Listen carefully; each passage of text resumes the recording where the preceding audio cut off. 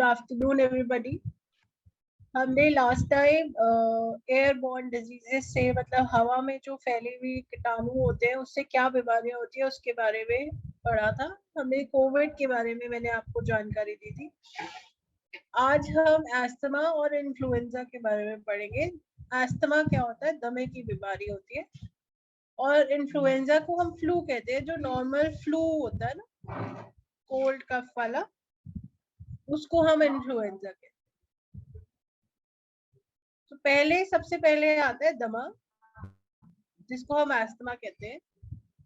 ये क्या होता है? जब हमारी जो फेफड़ों में जो नली जाती है नाक से, जब वो सिकुड़ जाती है, यहाँ उसमें बहुत सारा जकड़न हो जाती है, तब हमें एस्थमा की बीमारी लग सकती है।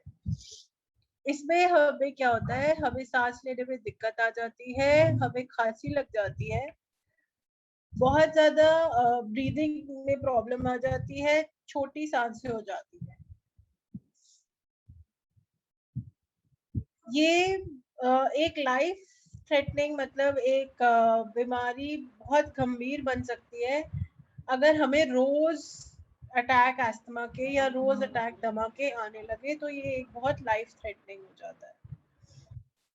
और जिसको दमा की बीमारी होती है उसको अपने पास इनहेलर जरूर रखना चाहिए।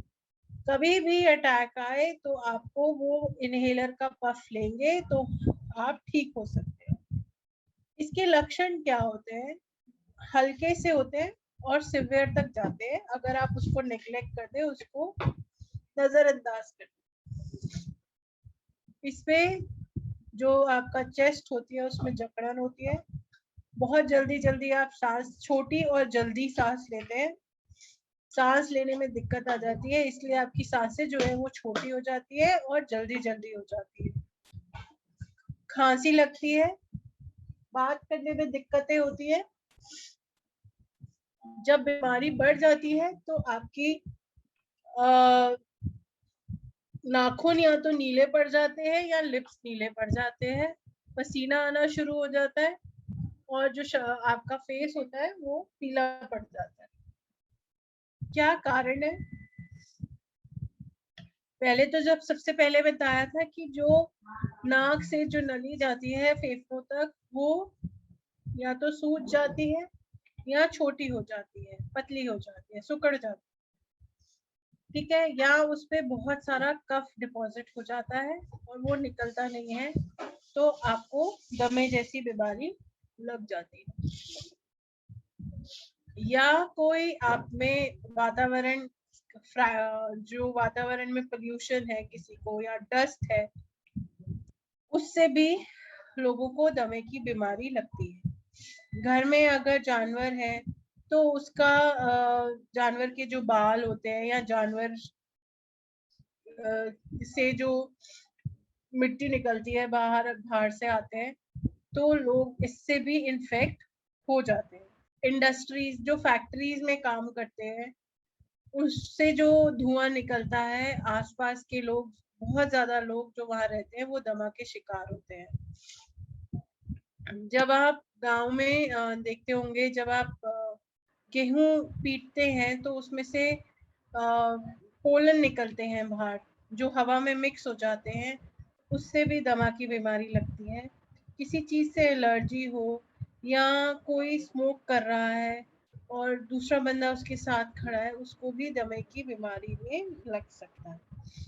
दमा की बीमारी जो है हेरिडिटरी भी हो सकती है। हेरिडिटरी का मतलब होता है कि अगर घर में कोई भी दमा की से पीड़ित है तो उनके घर में कोई और भी इसका शिकार हो सकता है। इसका बचाव कैसे करें? आप या तो डॉक्टर से संपर्क करें, पूरा प्लान जो डॉक्टर्स आपको बताते हैं मेडिकेशन का, उसको फॉलो करें, अपने दिमाग को मॉनिटर करें कि कब और किस चीज से आपको इन्फेक्शन है। इन्फ्लुएंजा और निमोनिया की वैक्सीनेशन लगाएं। अगर ये ट्रिगर करता है तो आपको उस जगह से बचना है, या तो वो पोल्यूशन है तो आप मुंह पे मास्क लगाएं। अगर आपको पोलन से एलर्जी है तब भी मुंह पे मास्क लगाएं या वहां जाने से बचें।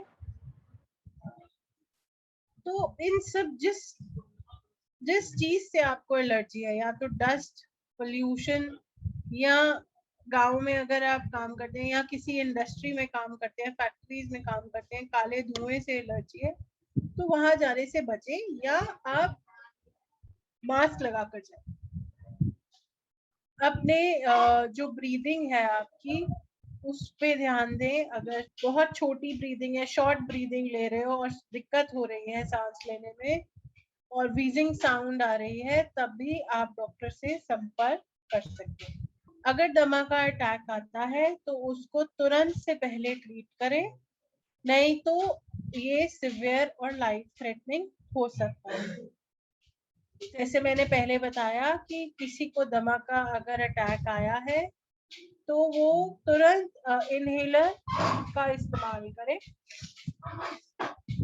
वो आपको क्विक रिलीफ देगा, बहुत जल्दी उसको रिलीफ दे देगा अस्थमा।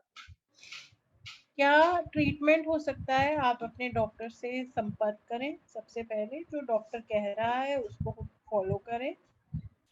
डॉक्टर्स के पास रेगुलर चेकअप के लिए जाएं।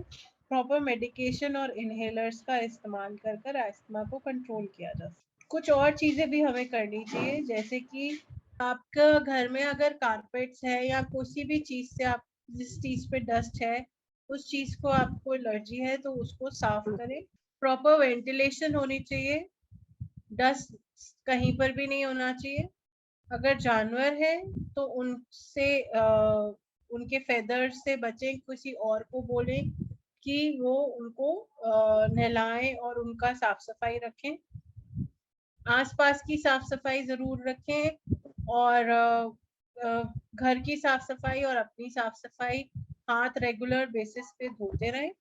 नाक और मुंह को ढककर बाहर जाए। अगर किसी चीज से एलर्जी होती है तो आप उससे बच सकते हैं।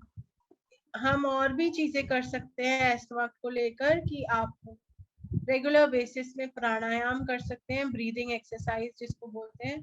इससे आपकी लंग्स की एक्सरसाइज होगी, फेफड़ों की एक्सरसाइज होगी, तो आपको सांस लेने में दिक्कत नहीं होगी। वेट को मॉनिटर करें। अगर अस्थमा की बीमारी लगती है तो हमें वेट को मॉनिटर करना है। आप अपनी कंट्रोल हार्ट बर्न्स, मतलब कि एसिडिटी को कंट्रोल करें। अगर एसिडिटी होती है तो वो भी अस्थमा में कन्वर्ट हो सकती है। किसी किसी को अस्थमा का अटैक आ सकता है। फिर हम नॉर्मल फ्लू के बारे में बात करते हैं। नॉर्मल फ्लू जैसे कि खांसी, जुकाम, ये जब वेदर चेंज होता है तब अधिकतर लोगों को लग जाता है। नॉर्मल कोल्ड होता है, रनिंग नोज होती है, बार बार छींकें आती हैं, गले में खराश होती है, बुखार भी चढ़ता है, आपकी बदन में भी दर्द होता है। किसी लोगों को बहुत सर्दी लगती है, किसी लोगों को बहुत गर्मी भी लगती है। सिर में भी दर्द होता है, ड्राई कफ भी हो सकती है, इसमें भी वीकनेस आती है, आंखों में दर्द होता है, वॉमिटिंग जैसे बीमारियां भी इसमें लग सकती है। इसके जो लक्षण होते हैं वो कोविड-19 से मिलते जुलते होते हैं। फिर कोविड-19 आज के दौर पे बहुत अलग लक्षण दिखा रहा है कि उसमें डायरिया भी हो जाता है, आपको निमोनिया भी हो जाता है, और बहुत ऐसे कोविड के लक्षण अब चेंज हो गए हैं। क्या कारण होते हैं इन्फ्लुएंजा वायरस के लिए? जब आप ट्रैवल करते हैं तो कोई इंसान अगर छींकता है जो ऑलरेडी इस चीज से इन्फेक्टेड होता है तो आप भी इन्फेक्ट हो सकते हैं। मैम इन्फेक्टेड मतलब कोविड? इन्फेक्टेड मतलब कि आपको भी ये बीमारी लग सकती है। अगर दूसरा बंदा इस बीमारी से जूझ रहा है तो आप भी उस बीमारी में शिकार हो सकते हैं। कोविड जो है वो उसके अब सिम्टम्स अलग हैं, बट जब कोविड पहले आया था तब भी हमें सिर्फ खांसी, जुकाम और बुखार से पता चलता था। टेस्ट अगर हम कराते थे तो कोविड निकलता, पर अब कोविड के सिम्टम्स बिल्कुल ही अलग है। इसमें आपको डायरिया भी हो सकता है, कोविड में आपकी आंखें लाल भी हो सकती हैं। अब जो तीसरी वेव आ रही है उसके सिम्टम्स बिल्कुल ही अलग हैं। तो नॉर्मल चेंज ऑफ वेदर में फ्लू सबको ही होता है जिसकी रोग प्रतिरोधक क्षमता कमजोर होती है।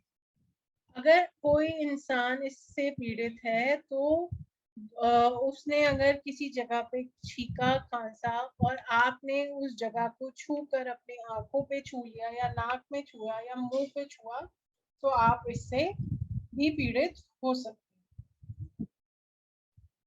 ये फ्लू का जो वायरस होता है ये काफी दिनों के बाद, मतलब 2-3 दिन के बाद आपको असर दिखाने लगता है कि आपको फीवर भी आ गया, जुकाम भी लग गया, नोज भी ब्लॉक हो गया, ये सब चीजें आने लगती हैं।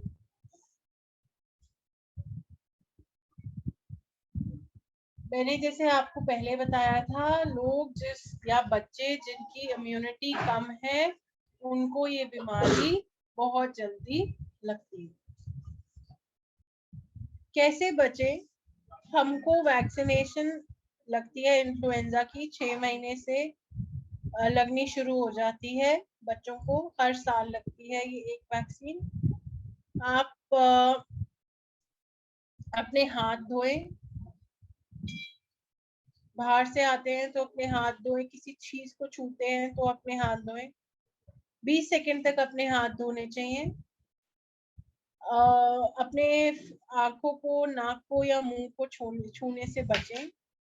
अगर खांसी जुकाम है तो टिश्यू या टॉवल्स में छींके या खांसे और उसके बाद हाथ धो लें। जहां अगर बाई चांस टिश्यू टॉवल आपने यूज नहीं किया है तो प्लीज वो जगह को सैनिटाइज कर लें ताकि दूसरे को इन्फेक्शन ना हो। भीड़ में जाने से बचें क्योंकि भीड़ में बहुत सारे चांसेस होते हैं कि कोई भी ऐसा इंसान अगर इन्फेक्टेड हो तो बाकी भी हो सकते हैं। अगर आप बीमार हैं, खांसी जुकाम है, कोविड नहीं है, तब भी घर में रहे, 24 घंटे तक अपने आप को मॉनिटर करें। अगर बुखार चला जाता है तो काम पे जाएं, नहीं तो रेस्ट करें। जितना हो सके फ्लूइड इनटेक और रेस्ट लेना बहुत जरूरी है। ट्रीटमेंट जो होता है इसका, जो डॉक्टर्स प्रिस्क्राइब करते हैं उसको लें, जितना हो सके रेस्ट लें। फ्लूइड, गर्म पानी का इंटेक करें, गर्म चाय का इंटेक करें। बाहर जाने से बचें ताकि आप कम्युनिटी में स्प्रेड ना करें। लोगों के पास जाने से बचें जब तक आप अच्छे ना हो जाएं। मेडिकल ट्रीटमेंट लेते रहें। अगर बाहर जाते भी हैं तो फेस मास्क पहन कर जाएं। अपने हाथों को धोते रहें। तो ये कोविड जैसे ही इसका ट्रीटमेंट भी होता है, बट हम कोविड में विटामिन सी, मल्टीविटामिन और जिंक जैसी दवाइयाँ खाते हैं। नॉर्मल कोल्ड कफ में आप सिट्राजिन, डी कोल्ड, ये सब भी खा सकते हैं।